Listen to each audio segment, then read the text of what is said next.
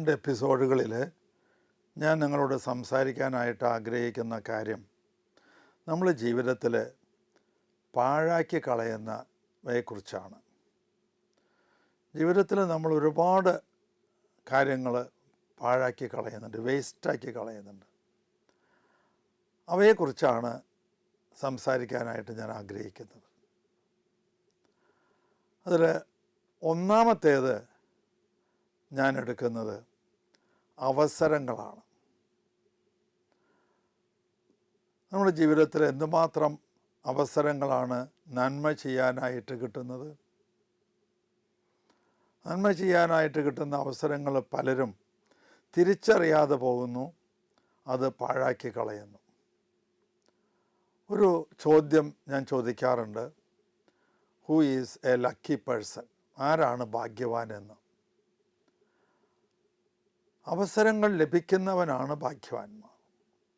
നമ്മളൊക്കെ ഭാഗ്യവാന്മാരാണ്. നമുക്കൊക്കെ ഒന്നല്ലെങ്കിൽ വേറൊന്ന് ആയി അവസരങ്ങൾ ലഭിക്കുന്നുണ്ട്. രണ്ടാമത് ഒരു ചോദ്യം ഞാൻ ചോദിക്കാറുണ്ട്, ആരാണ് വിജയി എന്ന്. ആ അവസരങ്ങൾ ഉപയോഗപ്പെടുത്തുന്ന വ്യക്തിയാണ് വിജയി. മൂന്നാമതൊരു ചോദ്യം ചോദിക്കാറുണ്ട്, ആരാണ് ഒരു ജീനിയസ്? അവസരങ്ങൾ ഉണ്ടാക്കുന്നവനാണ് ജീനിയസ്. ഞാനിതിലെ ആദ്യത്തെ ഭാഗം ആണ് എടുക്കുന്നത്.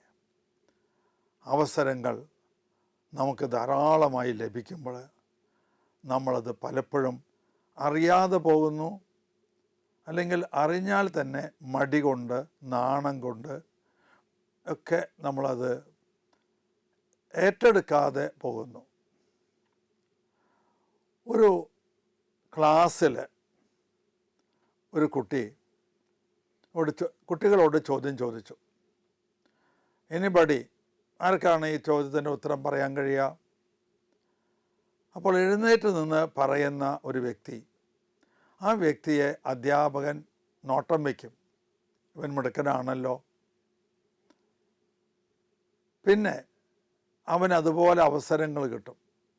എന്തെങ്കിലും ഒരു കാര്യം ഏൽപ്പിക്കണം എങ്കിൽ അത് ആ വ്യക്തിയെയാണ്, ആ കുട്ടിയെയാണ് ആ അധ്യാപകൻ ഏൽപ്പിക്കുക. ഇത് ക്ലാസ്സിലെ കുട്ടികളുടെ കാര്യം. അവസരങ്ങൾ ഉപയോഗപ്പെടുത്തുന്ന ആ വ്യക്തിയോട് കൂടുതൽ ഉപയോഗപ്പെടുത്താനായിട്ട് അധ്യാപകർ പറയും. ഞാൻ പഠിച്ചിരുന്ന കാലത്ത് ഓർക്കുന്നുണ്ട്, ഇങ്ങനെ എനിബഡി എന്നുള്ള ചോദ്യം ഓരോരുത്തരോടും ചോദിക്കും. കുട്ടികൾ 8-10 പേര് അല്ലെങ്കിൽ 5-6 പേര് പറയാതെ വന്നാൽ ഉടനെ ഞങ്ങൾ ക്ലാസ്സിലുണ്ടായിരുന്ന ഏറ്റവും നന്നായി പഠിക്കുന്ന 2-3 പേരുണ്ട്, അവരോട് ചോദിക്കും. അപ്പോൾ അതൊക്കെ വാസ്തവത്തിലൊരു അവസരമായിട്ടാണ് ഞാൻ കണക്കാക്കിയിരുന്നത്. ചോദ്യം ചോദിക്കുന്നത് ഒരു ബുദ്ധിമുട്ടല്ലേ എന്നല്ല, ഒരവസരമായിട്ടാണ്. അപ്പോൾ എപ്പോഴൊക്കെ അവസരങ്ങൾ കിട്ടുന്നുവോ അത് പാഴാക്കാതെ അത് ഉപയോഗപ്പെടുത്താൻ ശ്രമിക്കുക. അപ്പോൾ നമ്മൾ വളർന്നു വരും. ഇത് എല്ലാവരുടെയും കാര്യത്തിൽ, ഒരു അധ്യാപകൻ്റെ കാര്യത്തിൽ ഒരു ആനിവേഴ്സറി നടക്കുകയാണ്. ആ ആനിവേഴ്സറി നടക്കുന്ന സമയത്ത് ഒരു അധ്യാപകൻ ഏൽപ്പിക്കാതെ തന്നെ പല കാര്യങ്ങളും സ്വമേധയാ ചെയ്യുന്നു. ഇത് കണ്ടെത്തുന്ന പ്രിൻസിപ്പാളും മറ്റുള്ളവരൊക്കെ അദ്ദേഹത്തെ പല കാര്യങ്ങളും ചെയ്യാൻ ഏൽപ്പിക്കും. അപ്പം നിങ്ങൾ വിചാരിക്കും, അയ്യോ അതൊക്കെ ഏൽപ്പിച്ചാൽ ഭാരം കൂടുതലല്ലേ എന്ന്. അല്ല, അതൊക്കെ നമുക്ക് വളരാനുള്ള ഒരു അവസരമാണ്. ആ അവസരങ്ങൾ ലഭിക്കുമ്പോൾ അത് ഉപയോഗപ്പെടുത്തുക. എപ്പോഴെങ്കിലും ഒരു പ്രസംഗം ചെയ്യാനായിട്ട് ഒരാൾ നിങ്ങളെ വിളിച്ചു, അല്ലെങ്കിൽ ഒരു സംഘടന നിങ്ങളെ വിളിച്ചു പ്രസംഗം ചെയ്യാനായിട്ട്. നിങ്ങൾ അവിടെ വരെ പോകണ്ടേ, അല്ലെങ്കിൽ എന്ത് ബുദ്ധിമുട്ടാണ്, അത് ഒരുങ്ങണ്ടേ എന്നൊക്കെ വിചാരിച്ച് നിങ്ങളത് തള്ളിക്കളഞ്ഞാൽ പിന്നെ നിങ്ങളെ ആരും പ്രസംഗത്തിന് വിളിക്കാൻ സാധ്യതയില്ല. മറിച്ച് നിങ്ങൾക്ക് ചെറിയൊരു അവസരം കിട്ടി പ്രസംഗിക്കാനായിട്ട്.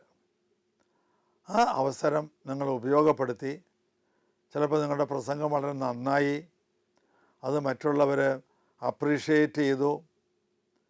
അങ്ങനെ വരുമ്പോൾ നിങ്ങൾക്ക് കൂടുതൽ കൂടുതൽ അവസരങ്ങൾ ലഭിക്കും. അതുപോലെ ഒരു കുക്ക്, ഭക്ഷണം പാകം ചെയ്യുന്ന ഒരു കുക്ക്, അയാൾ നല്ല ഭക്ഷണം പാകം ചെയ്ത് ആളുകൾക്ക് കൊടുത്തു എന്ന് വിചാരിക്കുക. അതിനൊരു സദ്യ നടത്തി, ചെറിയ സദ്യയാണ് നടത്തിയത്.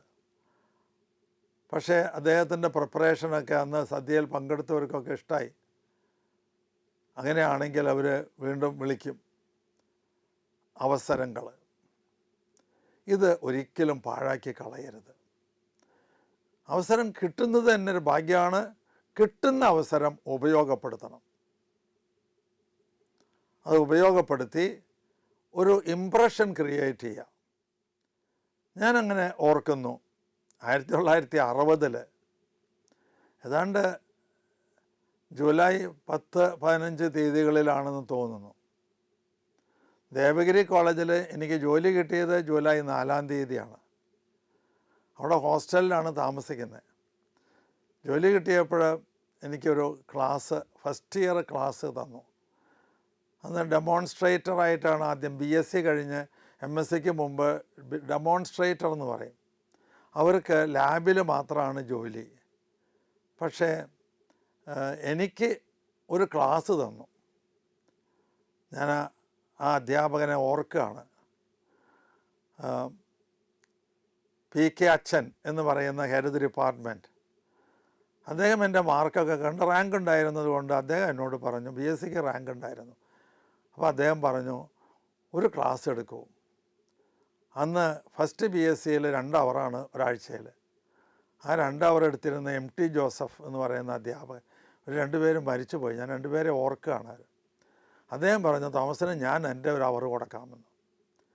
അങ്ങനെ ഞാൻ ആ ക്ലാസ്സിൽ പോയി. 2 ആഴ്ച കഴിഞ്ഞപ്പോൾ ഹോസ്റ്റലിലെ കുട്ടികൾ, ഹോസ്റ്റലാണ് 5 ഹോസ്റ്റൽ അവിടെയുണ്ട് ആ സ്കൂളിൽ, ആ കോളേജിൽ. അതിൽ പ്രീ ഡിഗ്രിക്ക് പഠിക്കുന്ന കുട്ടികൾ, പ്രീ യൂണിവേഴ്സിറ്റിക്ക് പഠിക്കുന്ന കുട്ടികൾ എൻ്റെ അടുത്ത് വന്ന് ചോദിച്ചു, ഞങ്ങൾക്ക് ട്യൂഷൻ എടുത്ത് തരുമോ? ഞാനതിന് സമ്മതിച്ചു. അതൊരവസരം കിട്ടിയതാണ്. ആ അവസരം ഒരുക്കിയതാകട്ടെ ഫസ്റ്റ് BScക്ക് ലെക്ചർ ക്ലാസ് എടുക്കാനായിട്ട് കിട്ടിയ അവസരമാണ്. സാധാരണ നിലയിൽ ലെക്ചർ ക്ലാസ് ഡെമോൺസ്ട്രേറ്റർമാർക്ക് കൊടുക്കില്ല. അത് കിട്ടി, അതൊരവസരമായിരുന്നു. ആ അവസരം ഞാൻ ഉപയോഗപ്പെടുത്തി. എനിക്ക് വേണമെങ്കിൽ ചിന്തിക്കാമായിരുന്നു, അത് ഭാരമല്ലേ, എനിക്ക് എടുക്കാൻ പറ്റുമോ, എല്ലാവരും MScക്കാരാണ്, ഞാനൊരു BScക്കാരനാണ്, എനിക്കെടുക്കാൻ പറ്റുമോ എന്നൊക്കെ ചിന്തിച്ച് ഞാൻ നിന്നിരുന്നെങ്കിൽ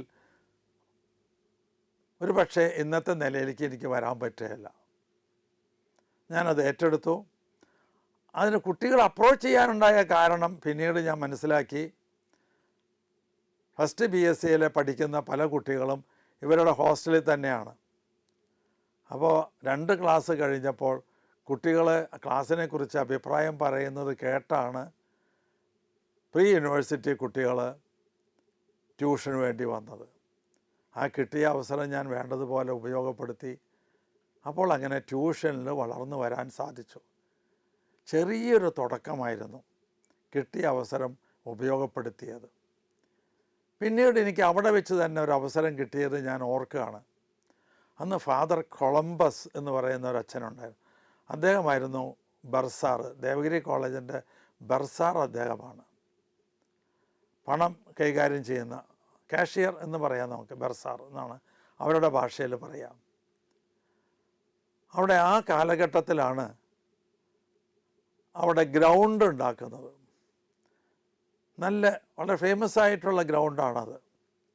ആ ഗ്രൗണ്ട് ഒരു കുന്ന് ഇടിച്ച് നിരത്തി ആണ് ഗ്രൗണ്ട് ഉണ്ടാക്കുന്നത്. കുന്ന് ഇടിച്ച് നിരത്തി, ധാരാളം മരങ്ങളുണ്ട്, ഇതൊക്കെ ഇടിച്ച് നിരത്തണം. ഇതിനു വേണ്ടി ഉപയോഗിച്ചിരുന്ന യന്ത്രത്തിൻ്റെ പേര് ബുൾഡോസർ എന്നാണ്.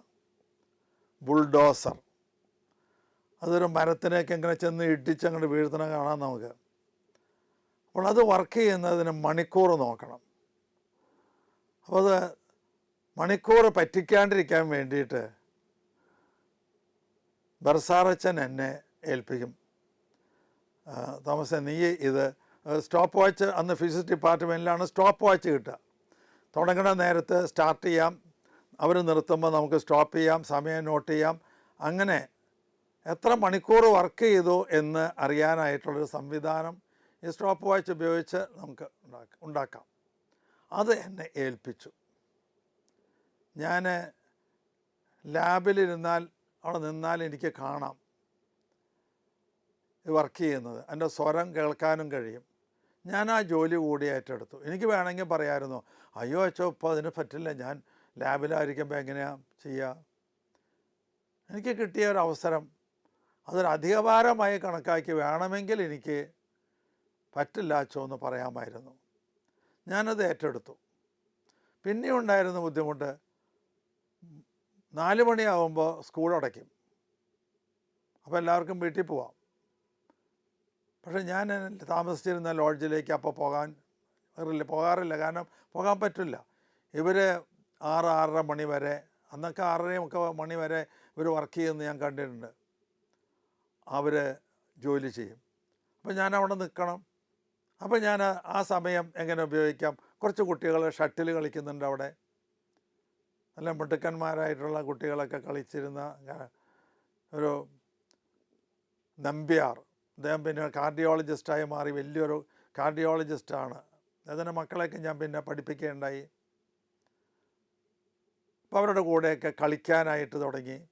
ഷട്ടിൽ ആദ്യമായിട്ട് കളിക്കാൻ തുടങ്ങിയത് അങ്ങനെയാണ്. അതുവരെ ബോൾ ബാഡ്മിൻ്റനാണ് കളിക്കാറുള്ളൂ. ഷട്ടിൽ ആദ്യമായിട്ട് കാണുന്നത് അവിടെ ചെല്ലുമ്പോഴാണ്. അതിന് കളിക്കാൻ തുടങ്ങി. അങ്ങനെ ആ കളിയിൽ ഒരു പ്രാവീണ്യം നേടാനായിട്ട് സാധിച്ചു. അതൊരു ഭാഗത്ത്. അതിനേക്കാളൊക്കെ ഉപരിയായിട്ട് ഈ ബുൾഡോസർ വർക്ക് ചെയ്യുന്നത് കണ്ട് എനിക്ക് ഒരു പ്രത്യേക ക്വാളിറ്റി ഡെവലപ്പ് ചെയ്തു. അത് വേറൊന്നുമല്ല, നമ്മുടെ ജീവിതത്തിൽ ഉണ്ടാകുന്ന പ്രശ്നങ്ങൾ അതിനെയൊക്കെ ഫേസ് ചെയ്യാനായിട്ടുള്ള ഒരു കരുത്ത്, അത് ഈ ബുൾഡോസർ വർക്ക് ചെയ്യുന്നതിൽ നിന്ന് കിട്ടി. ഒരുപാട് പ്രശ്നങ്ങൾ ഈ 78 വയസ്സിൻ്റെ ഉള്ളിൽ എത്രയെത്ര പ്രതിസന്ധികളാണ് മുന്നിൽ വന്നിട്ടുള്ളത്. വളണ്ടിയർ റിട്ടയർമെൻ്റ് എടുക്കേണ്ടി വന്നു. അങ്ങനെ പല അതിനൊക്കെ ഫേസ് ചെയ്യാനായിട്ട് അധ്യാപകനായിരിക്കുമ്പോൾ ട്യൂഷൻ എടുത്തുകൊണ്ടിരുന്നു. ട്യൂഷൻ എടുക്കുന്നത് നിയമപ്രകാരം തെറ്റാണ്. അപ്പോൾ വിജിലൻസ് വന്ന് എൻക്വയറി വന്നു. അപ്പോൾ എല്ലാവരും ഉപദേശിച്ചു ട്യൂഷൻ ഉപേക്ഷിച്ച് കോളേജിൽ തന്നെ ഇരിക്കൂ എന്നൊക്കെ. പക്ഷേ അതിനെയൊക്കെ ഞാൻ തരണം ചെയ്ത് കോളേജിലെ ജോലി ഉപേക്ഷിച്ച് ട്യൂഷനിൽ കോൺസെൻട്രേറ്റ് ചെയ്തു. അങ്ങനെയൊക്കെ വളർന്നു വന്നതിൻ്റെ പിന്നിൽ ഈ ബുൾഡോസറിൻ്റെ ഒരു ഐഡിയ, ഒരു തടസ്സം കാണുമ്പോൾ അതിനെ ഓവർകം ചെയ്യാനുള്ള ഒരു കരുത്ത്, ഇതൊക്കെ എനിക്ക് വാസ്തവത്തിൽ ആ അവസരങ്ങൾ ഉപയോഗപ്പെടുത്തിയതിലൂടെ കിട്ടിയതാണ്. അന്ന് വളരെ സേഫായിട്ടുള്ള ജോലിയാണ്, വളരെ സേഫായിട്ടുള്ള ജോലി. ശമ്പളം കുറവാണെന്ന് മാത്രം, എങ്കിലും സേഫാണ്. ഭാവിയിൽ പെൻഷൻ ഉണ്ടാകും. ഇതൊക്കെ അറിഞ്ഞുകൊണ്ട് എൻ്റെ വീട്ടുകാരും ഭാര്യ വീട്ടുകാരും എല്ലാവരും വന്ന് ഡിസ്കറേജ് ചെയ്തു. പക്ഷേ ഞാനത് എനിക്ക് ഏറ്റെടുക്കാനുള്ള കാരണം ഇതാണ്. ഒരു കോളേജ് അധ്യാപകൻ ട്യൂഷൻ പഠിപ്പിക്കുന്നതിൽ ഒരു തെറ്റ് ഞാൻ കണ്ടില്ല. എന്താ തെറ്റ് കണ്ടില്ല എന്ന് പറയാൻ കാരണം, നിയമത്തിന് എതിരാണ്, ശരിയാണ്. പക്ഷേ ട്യൂഷൻ എടുക്കുന്ന അധ്യാപകനാണ് കൂടുതൽ അറിവുണ്ടാവുക. ഒരു BSc ട്യൂഷൻ എടുക്കുക എന്ന് പറഞ്ഞാൽ അന്ന് 5 വിഷയമാണ്. 5 വിഷയവും ആ അധ്യാപകന് തറവായിരിക്കും. മറ്റേത് 5 വിഷയം 5 അധ്യാപകരാണ് പഠിപ്പിക്കുക. അപ്പോൾ ഒരാൾ ഒരു വിഷയം പഠിപ്പിച്ചു കഴിഞ്ഞാൽ അയാൾ റിട്ടയർ ചെയ്യുന്നത് വരെ അത് തന്നെ പഠിപ്പിക്കുക, ബാക്കി വിഷയമൊക്കെ മറന്നു പോയിട്ടുണ്ടാവും. പക്ഷെ ഒരു ട്യൂഷൻ ടീച്ചർ അങ്ങനെയല്ല. അദ്ദേഹം പഠിപ്പിക്കുന്ന വിഷയം എല്ലാം ഉണ്ടാവും. അത് 5 വിഷയവും അദ്ദേഹത്തിന് പ്രാവീണ്യം ഉണ്ടാവും. അതുപോലെ പ്രീ ഡിഗ്രി അല്ലെങ്കിൽ പ്രീ യൂണിവേഴ്സിറ്റി ചിലപ്പോൾ 2 അധ്യാപകർ പഠിപ്പിക്കും. അപ്പോൾ ഒരു പകുതിയാണ് ഒരു അധ്യാപകന് അറിയുള്ളൂ. മറ്റേ പകുതി ആ അധ്യാപകന് അറിയില്ല, അത് വേറെ അധ്യാപകനാവും പഠിപ്പിക്കുക. എന്നാൽ പ്രീ യൂണിവേഴ്സിറ്റി ട്യൂഷൻ എടുക്കുന്ന അധ്യാപകന് പ്രീ യൂണിവേഴ്സിറ്റിയുടെ എൻ്റയർ പോർഷൻ പഠിപ്പിക്കാൻ പറ്റും.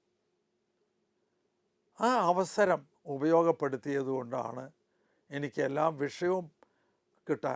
ഞാൻ അങ്ങനെ അതിൻ്റെ ഫലമായിട്ട് അതിന് മുമ്പ് തന്നെ ഞാൻ ഫിസിക്സും കെമിസ്ട്രിയും മാത്തമാറ്റിക്സും ട്യൂഷൻ എടുക്കാനായിട്ട് ട്യൂഷൻ എടുത്തിരുന്നു. 20 വർഷം മാത്സ് പഠിപ്പിച്ചു, 22 വർഷം. 2 വർഷം എൻട്രൻസ് മാത്സ് പഠിപ്പിച്ചു, 20 വർഷം കെമിസ്ട്രി പഠിപ്പിച്ചു. ഇതിൻ്റെ പിന്നിലുണ്ടായ ഒരു കാര്യം ഞാൻ പറയാം. ഒരു അവസരം ലഭിക്കുകയാണ്. ഞാൻ ഫിസിക്സ് ട്യൂഷൻ എടുത്തു തുടങ്ങി കുറച്ച് കഴിഞ്ഞപ്പോൾ അതേ കുട്ടികൾ ചോദിച്ചു. എൻ്റെ സെൻറ്റ് തോമസിൽ വന്നതിന് ശേഷം ഫിസിക്സ് ട്യൂഷൻ എടുക്കാൻ തുടങ്ങി. 1963 കുറച്ച് ദിവസങ്ങൾ കഴിഞ്ഞപ്പോൾ 4 കുട്ടികൾക്കാണ് ട്യൂഷൻ തുടങ്ങുന്നത്. അപ്പോൾ അവർ എന്നെ ചോദിച്ചു, മാഷേ ഞങ്ങൾക്ക് കെമിസ്ട്രിയിൽ സംശയമുണ്ട്, മാത്സിൽ സംശയമുണ്ട്. ഞാനത് കുറേശ്ശെ പഠിപ്പിക്കാൻ തുടങ്ങി. അങ്ങനെ അപ്പോൾ എനിക്ക് വേണമെങ്കിൽ പറയാമായിരുന്നു, അയ്യോ മാത്സോ അത് പറ്റില്ല കേട്ടോ, കെമിസ്ട്രിയോ അയ്യോ അത് പറ്റില്ല കേട്ടോ. പക്ഷേ ഈ വിഷയങ്ങളൊക്കെ പഠിച്ചിരുന്ന കാലത്ത് നന്നായി പഠിച്ചതുകൊണ്ട് ഒരു പ്രയാസവും തോന്നിയില്ല. അവരെ ഹെൽപ്പ് ചെയ്തു. പിന്നെ ഗ്രാജുവലായിട്ട് 3 വിഷയം ട്യൂഷൻ എടുക്കുന്ന സിസ്റ്റത്തിലേക്ക് വന്നു. ഞാൻ പറയുന്നത് ജീവിതത്തിലുണ്ടാകുന്ന ചെറിയ ചെറിയ അവസരങ്ങൾ അത് തള്ളിക്കളയരുത്. അവസരം ചിലപ്പോൾ വളരെ ചെറുതായിരിക്കാം, ഇപ്പോഴത്തെ നോട്ടത്തിൽ അത് ചെറുതായിരിക്കാം, പക്ഷേ ഭാവിയിൽ അറിയില്ല. 4 ആൾ ട്യൂഷന് വന്നു. ശരിക്കും 4 ആളല്ല വന്നേ, ഒരൊറ്റ ആളാണ് വന്നേ.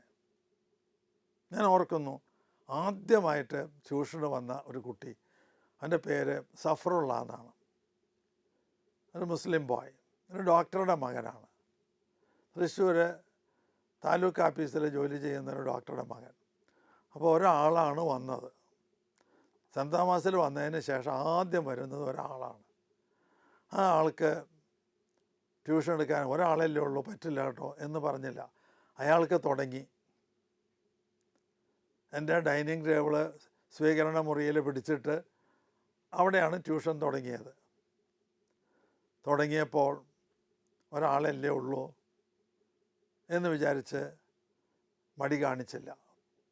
ഏതാനും ദിവസങ്ങൾക്കുള്ളിൽ അത് 4 ആളായി മാറി.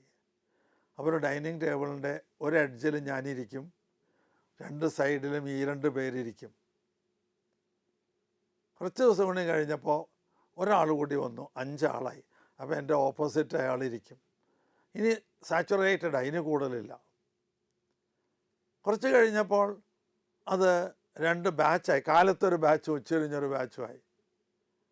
അങ്ങനെ ആണ് ഇത് വളർന്നു വന്നത് എന്ന് ഞാൻ ഓർക്കുന്നു. ഞാൻ എൻ്റെ അനുഭവം നിങ്ങളോട് വിവരിക്കുന്നത് വേറെ ഒന്നിനുമല്ല. നിങ്ങൾ എത്രയോ യുവാക്കൾ അവസരങ്ങൾ ലഭിച്ചിട്ട് അത് തട്ടിക്കളഞ്ഞ് വേണ്ടതുപോലെ ഉപയോഗപ്പെടുത്താതെ ഇരിക്കുന്നു. അവരുടെ അറിവിലേക്ക്, അവർക്കൊരു പ്രചോദനത്തിന് വേണ്ടിയാണ് ഞാൻ പറയുന്നത്. കിട്ടുന്ന അവസരങ്ങൾ ഉപയോഗപ്പെടുത്തുക. എന്നാൽ ചില അവസരങ്ങൾ ഉപയോഗപ്പെടുത്താതിരുന്നത് നന്മയ്ക്കായി ഭവിച്ചു എന്ന് എനിക്ക് തോന്നിയിട്ടുണ്ട്. ഉദാഹരണത്തിന്, ഞാൻ സെൻറ്റ് തോമസിൽ വന്നതിന് ശേഷം എനിക്കൊരവസരം കിട്ടിയത് എയർഫോഴ്സിൽ ചേരാനാണ്. മൈസൂർ മെയ് മാസത്തിലാണ്, 63 മെയ് മാസത്തിലാണ് അവിടെ എയർഫോഴ്സിൽ ചേരാനായിട്ട് മൈസൂർ പോയി. 3 ദിവസത്തെയോ 4 ദിവസത്തെയോ ഇൻ്റർവ്യൂ, അതെല്ലാം കഴിഞ്ഞു. ഒരു ദിവസത്തെ ടെസ്റ്റ്, മെഡിക്കൽ ടെസ്റ്റ്.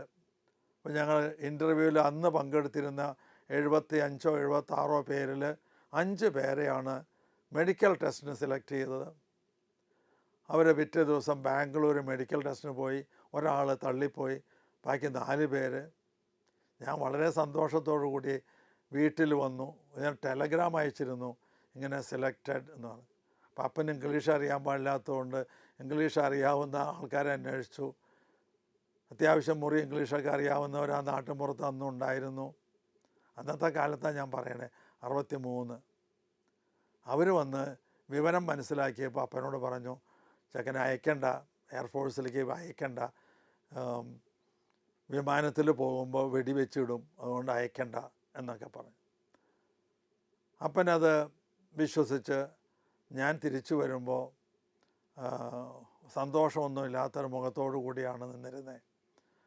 പിന്നെ കുറച്ച് ദിവസം കഴിഞ്ഞപ്പോൾ അപ്പോയിൻമെൻറ്റ് ഓർഡർ, സെലക്ഷൻ ഓർഡർ വന്നു. ആ ഓർഡറിൽ കൃത്യമായിട്ട് എഴുതിയിട്ടുണ്ട്, ഇത് ഈ കോഴ്സ് ഡിസ്കണ്ടിന്യൂ ചെയ്താൽ 20,000 രൂപ അപ്പൻ നഷ്ടപരിഹാരം കൊടുക്കണം. 20,000 രൂപ നഷ്ടപരിഹാരം കൊടുക്കണമെങ്കിൽ മാത്രമാണ് സെലക്ഷൻ കിട്ടുള്ളൂ. അപ്പൻ പറഞ്ഞു, ഞാൻ ആ ബോണ്ട് ഒപ്പിടില്ല.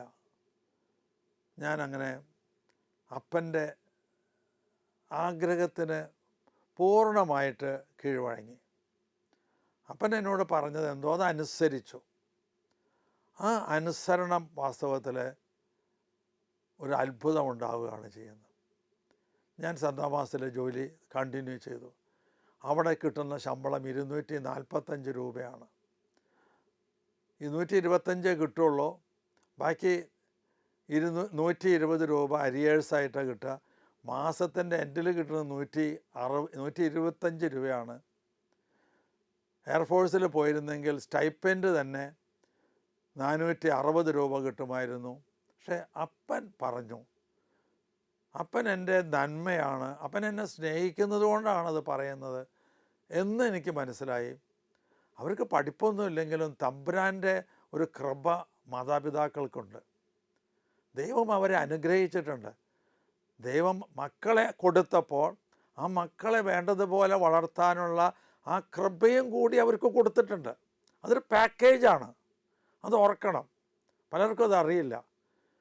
തമ്പുരാൻ കൊടുക്കുന്നത് മാതാപിതാക്കൾക്ക് കൊടുക്കുന്ന ഒരു പാക്കേജാണ്. ആ പാക്കേജിൽ മക്കളെ കൊടുക്കുമ്പോൾ ആ മക്കൾക്ക് വേണ്ടതായ നിർദ്ദേശങ്ങൾ കൊടുക്കാനുള്ള കഴിവ് കൂടി ആ പാക്കേജിൽ കൊടുത്തിട്ടുണ്ട്. അത് അന്ന് എനിക്ക് തിരിച്ചറിയില്ലായിരുന്നു. അന്ന് ഞാൻ അപ്പനെ കാര്യകാരണ സഹിതമൊന്നും അല്ല അനുസരിച്ചത്. അപ്പം പറഞ്ഞു, ഞാൻ അനുസരിച്ചു. ഇന്ന് എനിക്കൊരു തിരിച്ചറിവുണ്ട്. പക്ഷെ നമ്മുടെ മക്കൾക്കും നമ്മുടെ കുഞ്ഞുങ്ങൾക്കൊന്നുമില്ല. എത്രയോ കുഞ്ഞുങ്ങൾ മാതാപിതാക്കളെ അനുസരിക്കാതെ നടക്കുന്നു. ആ കുഞ്ഞുങ്ങൾ തിരിച്ചറിയണമെന്ന് ഞാൻ പറയും. നിങ്ങളുടെ അപ്പന് നിങ്ങൾ ഒരു മകനെ കൊടുക്കുമ്പോൾ, ഒരു മകനെ ദൈവം കൊടുക്കുമ്പോൾ അതിൻ്റെ കൂടെ ഒരു പാക്കേജ് ഉണ്ട്. ആ പാക്കേജ് എന്താണെന്നോ, നിങ്ങൾക്ക് ആവശ്യമുള്ളതൊക്കെ ഒരുക്കി തരാനുള്ള പാക്കേജ്. 5, 6, 8 മക്കളുള്ള മാതാപിതാക്കളെ എനിക്കിപ്പോൾ അറിയാം. പണ്ട് എനിക്കറിയാം 11 മക്കൾ ഒക്കെയുള്ള ആൾക്കാരെ ഞാൻ നാട്ടിൻപുറത്ത് ധാരാളം കണ്ടിട്ടുണ്ട്. അവർക്കൊക്കെ ആ 11 പേരെയും നോക്കി നടത്തി നല്ല നേർവഴിക്ക് നയിക്കാനുള്ള പാക്കേജ് കൊടുത്തിരുന്നു എന്ന് ഇന്ന് തിരിഞ്ഞു നോക്കുമ്പോൾ നമുക്ക് മനസ്സിലാവുകയാണ്. ഞാനിവിടെ തൃശ്ശൂർ തന്നെ 1-2 പേരെ അറിയും. 5 പെൺമക്കളോ ഒക്കെയുള്ള വ്യക്തികളെ എനിക്കറിയാം.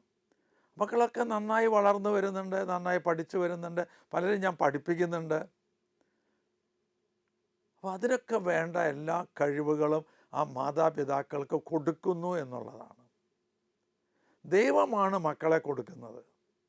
ആ ദൈവം മക്കളെ കൊടുക്കുമ്പോൾ ദൈവം ആ മക്കളെ പോറ്റി വളർത്താനുള്ള കഴിവ് കൂടി ഒരു പാക്കേജായി കൊടുക്കുന്നുണ്ട്. ദൈവമാണ് അവസരങ്ങൾ നൽകുന്നത്. ആ അവസരങ്ങൾ നൽകുമ്പോൾ ആ അവസരങ്ങൾക്കൊത്ത് ഉയരാൻ അതിനുള്ള ആ കഴിവ് ദൈവം ഒരു പാക്കേജായി ആ അവസരത്തിൻ്റെ കൂടെ കൊടുക്കുന്നുണ്ട്. ഈ തിരിച്ചറിവ് നമ്മുടെ മക്കൾക്കുണ്ടാകണം, നമ്മുടെ ജനങ്ങൾക്കുണ്ടാകണം. അങ്ങനെയാണെങ്കിൽ അവസരങ്ങൾ നഷ്ടപ്പെടുത്തി കളയില്ല. നമുക്കറിയില്ല എത്രയോ വലിയ ലെവലിലേക്കാണ് ദൈവം നമ്മളെ വിളിച്ചിട്ടുള്ളത് എന്ന്. ഇന്ന് ഒരു മന്ത്രിസഭ, കേരളത്തിൽ മന്ത്രിസഭ, ഞാനിന്ന് റെക്കോർഡ് ചെയ്യുന്ന ദിവസം മന്ത്രിസഭ ചാർജ് എടുക്കുന്ന ദിവസമാണ്. ഇവരൊക്കെ ഇവരുടെ ഭൂതകാലത്തെ പറ്റി ഒന്ന് ചിന്തിച്ചാൽ അവർക്കൊക്കെ ഇതുപോലെ പറയാനുണ്ടാകുമെന്നാണ് എനിക്ക് തോന്നുന്നത്. കൊച്ചു കുട്ടികളായിരുന്നപ്പോൾ അവസരങ്ങൾ ലഭിച്ചു, വിദ്യാർത്ഥി സംഘടനകളിൽ പങ്കെടുക്കാനുള്ള അവസരം ലഭിച്ചു. അവർ ഉപയോഗപ്പെടുത്തി. അങ്ങനെ കിട്ടിയ അവസരങ്ങൾ ഓരോന്ന് അവർ ഉപയോഗപ്പെടുത്തി വളർച്ച പ്രാപിച്ചു. അങ്ങനെ വിദ്യാഭ്യാസം കഴിഞ്ഞതിന് ശേഷം അവർ ചെറിയ ചെറിയ സ്ഥാനങ്ങളൊക്കെ ഏറ്റെടുത്തു. ചെറിയ സ്ഥാനമല്ലേ, അത് ഞാൻ ഏറ്റെടുക്കില്ല, വലുതാണെങ്കിലേ എടുക്കുള്ളൂ എന്നൊന്നും അവർ പറഞ്ഞില്ല. ആ സ്ഥാനങ്ങളൊക്കെ നല്ലതുപോലെ ഉപയോഗപ്പെടുത്തി. അങ്ങനെ വളർന്ന് ഇന്ന് ഞങ്ങളുടെ സെൻറ്റ് തോമസ് കോളേജിലെ വിദ്യാർത്ഥിയായിരുന്നു. വിദ്യാഭ്യാസ മന്ത്രിയായി അദ്ദേഹം ചാർജ് എടുക്കുകയാണ്. ഞങ്ങളുടെ ഒപ്പം പഠിപ്പിച്ചിരുന്ന വ്യക്തിയാണ്. അദ്ദേഹത്തിന് എന്ത് അവസരങ്ങൾ കൊടുത്താലും അദ്ദേഹം അത് ഉപയോഗപ്പെടുത്തിയിരുന്നു. എല്ലാ അവസരങ്ങളും ഉപയോഗപ്പെടുത്തി. അങ്ങനെ വളർന്ന് വലിയ നിലയിൽ എത്തിയൊരു വിദ്യാഭ്യാസ മന്ത്രിയാണ് ആവുകയാണ്. ഇതിനു മുമ്പ് ഞങ്ങളുടെ കോളേജിൽ നിന്ന്, സെൻറ്റ് തോമസ് കോളേജിൽ നിന്ന് ഒരു വിദ്യാഭ്യാസ മന്ത്രി കൂടി ഉണ്ടായിട്ടുണ്ട്, മുണ്ടശ്ശേരി മാഷ്. അദ്ദേഹത്തിൻ്റെ പിൻഗാമിയായിട്ട് രവീന്ദ്രൻ മാഷ് ഇന്ന് വിദ്യാഭ്യാസ മന്ത്രിയായി ചാർജ് എടുക്കുകയാണ്. ഞാൻ ഓർക്കുന്നു, പഠിക്കുന്ന കാലത്തും അവിടെ തന്നെയാണ് അദ്ദേഹം പഠിച്ചത്. പഠിപ്പിക്കുന്ന കാലത്തും എന്ത് ഡ്യൂട്ടി കൊടുത്താലും അതെല്ലാം വളരെ നന്നായി ഏറ്റെടുത്ത് നന്നായി ചെയ്ത് എല്ലാവരുടെയും സംപ്രീതി നേടിയിരുന്ന ഒരു വ്യക്തി. അധ്യാപകനായിരുന്നപ്പോൾ പോലും ധാരാളം സംഘടനാ പ്രവർത്തനങ്ങൾ നടത്തിയിരുന്നു. അങ്ങനെ അവസരങ്ങളൊക്കെ ഉപയോഗപ്പെടുത്തി വലിയ ഒരു വ്യക്തിയായി ഇന്ന് മാറുകയാണ്. കോളേജിനും അവിടെ പഠിച്ചിരുന്നവർക്കുമൊക്കെ ഒരു അഭിമാനമായിട്ട് മാറുന്നു. ഞാൻ ഇന്നത്തെ ടോക്ക് ഈ അവസരങ്ങളെക്കുറിച്ച് മാത്രമായി നിർത്തുകയാണ്. അടുത്ത ദിവസങ്ങളിൽ നമ്മൾ പാഴാക്കി കളയുന്ന കാര്യങ്ങളെക്കുറിച്ചാണ് പറയാൻ പോകുന്നത്. പാഴാക്കി കളയുന്ന അവസരങ്ങൾ നിങ്ങളുടെ ഭാവിയെ ഇടിച്ചു താഴ്ത്തും. ഒരിക്കലും അവസരങ്ങൾ പാഴാക്കി കളയരുത്. പക്ഷേ അവസരങ്ങൾ ലഭിക്കുമ്പോൾ ഉന്നത അധികാരികളോട്, മാതാപിതാക്കളോട്, നിങ്ങളുടെ പ്രിൻസിപ്പാളിനോട് ഒക്കെ ഒന്ന് അഭിപ്രായം ചോദിക്കുന്നത്, അവരുടെ അഭിപ്രായം ആരായുന്നതും അത് അനുസരിക്കുന്നതുമൊക്കെ വളരെ നന്നായിരിക്കും. അവർ നമ്മളെക്കാൾ പ്രൂഡൻ്റ് ആയിട്ടുള്ളവരാണ്. അവർക്ക് ദൈവം അനുഗ്രഹം കൊടുത്തിട്ടുണ്ട്. ഒരു അധ്യാപകനായിട്ട് ദൈവം ഒരാളെ തിരഞ്ഞെടുക്കുമ്പോൾ ആ അധ്യാപകൻ്റെ കീഴിൽ വരുന്ന വിദ്യാർത്ഥികളെ നയിക്കാനുള്ള ആ കൃപാവരവും കൂടി ഒരു പാക്കേജായിട്ട് ആ അധ്യാപകന് കൊടുക്കുന്നുണ്ട് എന്ന് വിശ്വസിക്കുന്ന ഒരു വ്യക്തിയാണ് ഞാൻ. അതുകൊണ്ട് അവസരങ്ങൾ ഉപയോഗപ്പെടുത്തുന്നതിന് മുമ്പ് ഇവരുടെയൊക്കെ അഭിപ്രായങ്ങൾ ആരായുന്നതും നന്നായിരിക്കും എന്ന് ഉത്ബോധിപ്പിച്ചുകൊണ്ട് ഈ എപ്പിസോഡ് ഇവിടെ നിർത്തുന്നു.